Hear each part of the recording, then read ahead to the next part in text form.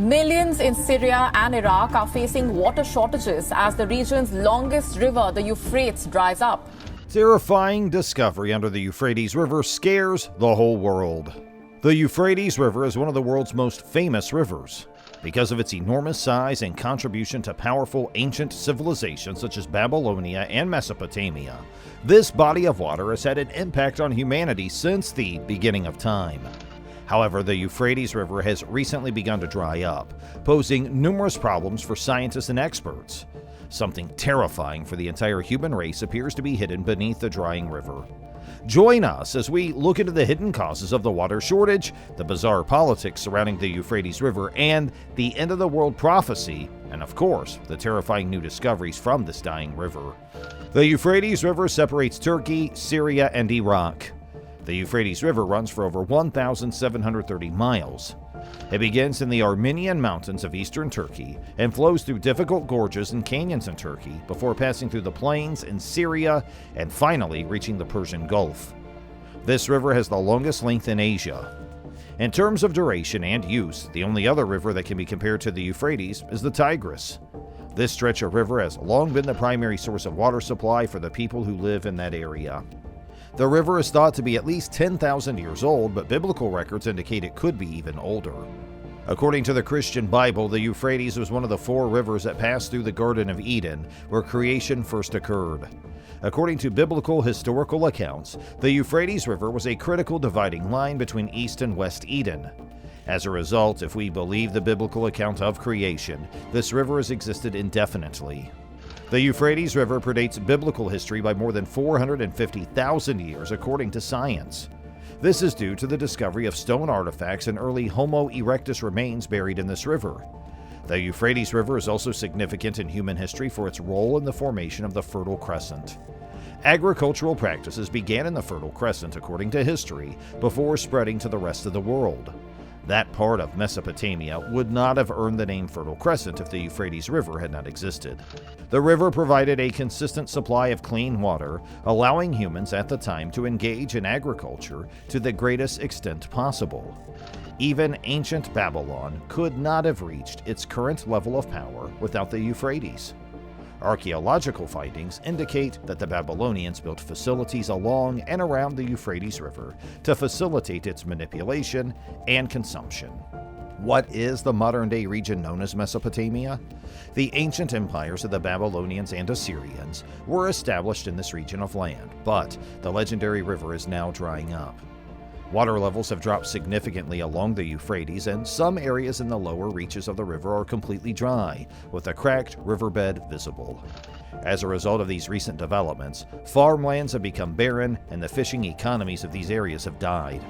As a result, any small pools of water that remain contaminated or undrinkable. The Fertile Crescent that gave rise to the world's agriculture is now a desolate wasteland. The river was once so large that it could have been seen from space, but it is now nearly invisible, even up close. This begs the question, why did this once fluid river begin to dry up? How quickly did this drought begin, and what are the consequences? The Euphrates' current state of drying may appear unexpected, but it was not entirely unexpected. You can see that 2 significant events indicate that the Euphrates will face disaster soon: the unusual water politics and the Bible prophecy. For as long as we can remember, the Euphrates River has been a major contributor to the successful economies of Turkey, Syria, and Iraq. Each country has used the river's resources for agriculture and hydroelectric power. As a result, all 3 countries have had numerous clashes in the past over Euphrates consumption and control. Since the river originates in the Armenian mountains of East Turkey, Turkey has always had the most control over it. This is why, as early as World War I, borders in and around the region were established. These 3 Euphrates bordering countries signed a treaty. The treaty outlined how each nation would use the water in order for all 3 nations to reap the greatest benefits possible. This agreement was made to limit or control any additional dams or hydraulic facilities built across the river to generate hydroelectricity by any of these countries. Turkey was among the first of these three countries to construct a significant number of dams on the Euphrates. This had a significant impact on the flow of water into Syria and Iraq, so Turkey agreed in 1946 to report any significant changes or constructions on the Euphrates River. This agreement also permitted Iraq to build dams on Turkish territory. As a result, they could also benefit from a fair share of the river. However, Turkey's dams and reservoirs collected so much water that the river's flow to Iraq was significantly reduced. Iraq received only 9 cubic kilometers of water in 1975, compared to approximately 15 cubic kilometers in 1973. Iraq was enraged by this latest development and threatened to attack several dams in Turkey. However, after lengthy negotiations, the three countries agreed and the dams were opened to allow water to flow into Iraq, increasing the flow of the Euphrates River. Nonetheless, Iraq was dissatisfied with the fact that it was consistently receiving the river's leftovers. Syria and Iraq reached an agreement in 1989 in which Syria pledged to continuously release 60% of the flowing water from Turkey into Iraq. For more than 20 years, there was no significant disagreement between the three nations over water rationing because of this agreement. However, problems arose once more when Turkey implemented the GAP project. Iraq was enraged by the GAP project. Iraq has the fewest dams of the three countries, while Syria has over 6 major dams on the Euphrates alone, and Turkey has over 22 dams and hydroelectric power plants along the Euphrates and Tigris rivers. Iraq has only 2 dams on the Euphrates, and both were in poor condition due to their construction in the late 1980s. Furthermore, because Turkish and Syrian dams have already captured the majority of the water flow, these dams receive little water.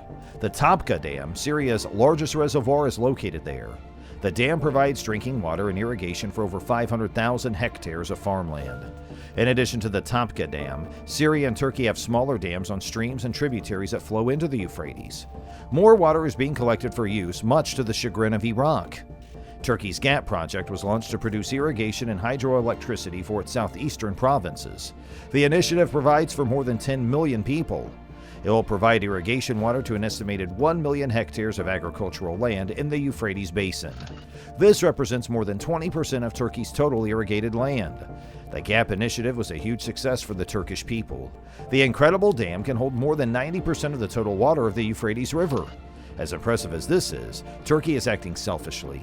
For one thing, it was a total violation of the treaty and spelled doom for Iraq, which was barely surviving on leftovers. The Euphrates water flow into Syria was almost completely cut off in April 2014, so much so that the river only just passed the Turkish-Syrian border. Turkey's actions violated a 1987 agreement in which it committed to releasing at least 500 cubic meters of water per second to Syrians. Aside from crazy water politics, another reason the Euphrates is drying is evaporation caused by high temperatures. Global warming is affecting many areas around the world and causing significant river evaporation. The phenomenon of global warming is the gradual increase in temperature near the Earth's surface. This phenomenon has been observed over the last century or two. This change has disrupted the Earth's climatic pattern. However, the concept of global warming is quite controversial, but scientists have provided relevant data to support the fact that the Earth's temperature is constantly rising. There are several causes of global warming, all of which are harmful to humans, plants, and animals. These causes could be natural or the result of human activity. Understanding the negative effects of global warming is critical for resolving the issues. However, the construction of several reservoirs and lakes on the Euphrates River appears to have exacerbated the situation. This will make things difficult at the time. The surface areas of large lakes and reservoirs are extremely large.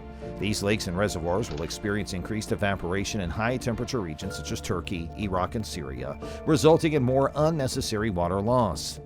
It simply means that it will aggravate the condition. Water loss is a major issue that will have a negative impact on the situation. According to a recent study of the annual evaporation of reservoirs in the Euphrates Basin, Turkey experiences an estimated 2 cubic kilometers of evaporation per year. Syria gets 1 cubic kilometer of rain per year, while Iraq gets 5. Aside from poor water management and global warming, many people believe another factor could explain why the Euphrates River is drying up so quickly. It's an end-of-the-world sign, according to an ancient biblical prophecy. The Bible's book of Revelations contains a mysterious and startling prophecy about the Euphrates River drying up. According to Revelation chapter 6, verses 1 through 12, the sixth angel poured his vial over the large river Euphrates, causing the water to dry up so that the road of the kings of the east could be prepared. This Bible verse predicts that the Euphrates River will dry up, but it also adds that this will happen to prepare the way for the eastern rulers. Who are these eastern kings? The Bible, on the other hand, does not say. It's yet another Bible puzzle, but theologians believe that this king of the east is Christ, and that the drying up of this river is one of the events that must occur to herald his second coming. Although there are plausible explanations for the Euphrates River's current state, we must admit that its sudden departure has perplexed us. According to research, the Euphrates River's waters are drying up much faster than previously observed. Even if Turkey and Syria pour all of their dams back into the river, the Euphrates River will not return to its former glory. In reality, the dried out and burned out riverbeds may absorb all the water. So it's possible that supernatural forces are at work here, causing the Euphrates to dry up. But here's the catch. If the Euphrates River truly dried up due to supernatural forces in the fulfillment of this biblical prophecy, it heralds the emergence of something terrifying, something that could very well destroy humanity. The terror beneath the Euphrates. The Christian Bible mentions the presence of something evil beneath the once great river Euphrates. Let us hear it straight from the book of Revelation, chapter 9, verses 13 through 15. And the sixth angel sounded, and I heard a voice from the four horns of the golden altar before God, saying to the sixth angel who had the trumpet, "Loose the four angels who are bound in the great river Euphrates, and the four angels who were prepared for an hour, a day, a month, and a year to slay the third part of men were released."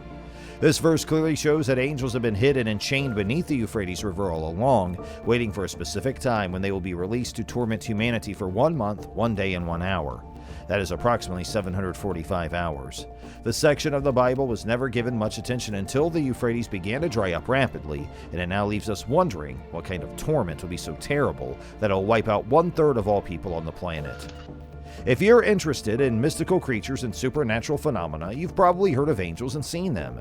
Angels are usually depicted in comic books as lovely beings with 2 wings. However, this is only a generalization. Angels can assume a variety of levels and forms. Furthermore, the ones depicted in comic books and movies are frequently the good ones, nothing like the ones mentioned in this passage in the Bible. This verse, as you can see, is about fallen angels. Angels who sided with Satan in his rebellion against God are referred to as fallen angels because they were humbled and cast to earth. Although the majority of them are free to roam, the Bible clearly states that these 4 were chained. We were not given the names or power levels of these beings. We can assume they are extremely dangerous because of their allotted time. According to the prophecy, will be approximately 700 hours. Nonetheless, in this short time, they will wipe out 1/3 of humanity. Humanity might have been wiped out long ago if these beings hadn't been chained for all this time. As the river begins to dry up, it's almost certain that God's angel will release these fallen angels onto the earth to wreak havoc. Thanks for watching, and make sure to like and subscribe to our channel for more videos like this.